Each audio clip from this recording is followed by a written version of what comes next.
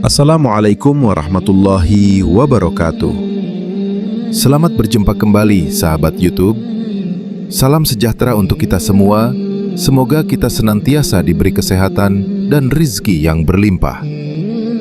Salam hormatku yang setinggi-tingginya, serta salam kasih sayangku yang seluas-luasnya, khususnya kepada para bini sepuh, para spiritualis, dan para wali amanah senusantara. Sahabat YouTube yang budiman, dengan ridho Allah Subhanahu wa Ta'ala, mari kita lanjutkan cerita Sang Terpilih. Kali ini, saya pribadi bertanya kepada beliau mengenai jati diri yang selama ini beliau sembunyikan. Sahabat YouTube yang budiman, sesungguhnya kebenaran tentang beliau adalah bahwa ketika saya berbicara dengannya, bukan dalam wujud syariat, tetapi terkadang berupa cahaya, terkadang hanya berupa suara yang menemani saya bercerita.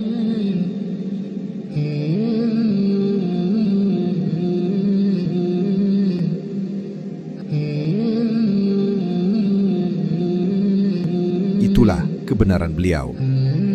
Namun, sekarang beliau ada di mana? Itu masih menjadi rahasia. Pernah suatu ketika, saya bertanya tentang nama dan keberadaannya. Beliau hanya menjawab, "Namaku adalah seisi alam ini." Dan ketika saya bertanya di mana keberadaannya, beliau berkata, "Aku ada di mana-mana."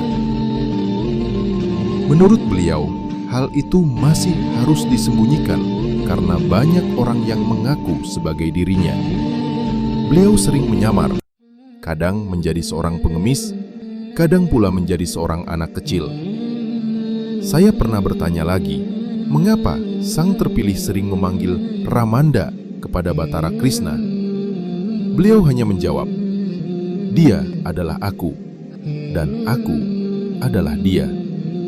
Namun, dia juga adalah orang tuaku." Ketika saya bertanya lebih jauh, beliau berkata, "Itulah kebenarannya.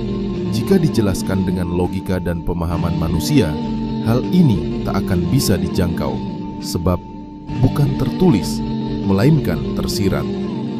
Jika dijabarkan, tidak akan ada habisnya."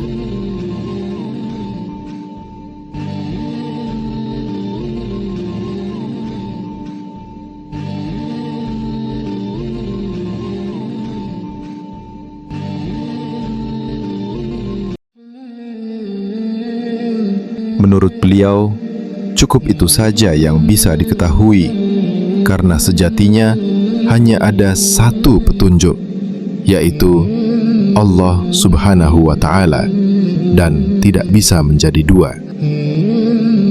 Sahabat YouTube, saya meyakini bahwa apa yang beliau sampaikan adalah kebenaran sejati, bukan rekayasa atau ramalan. Orangnya benar-benar ada, hanya saja tempatnya tidak menentu.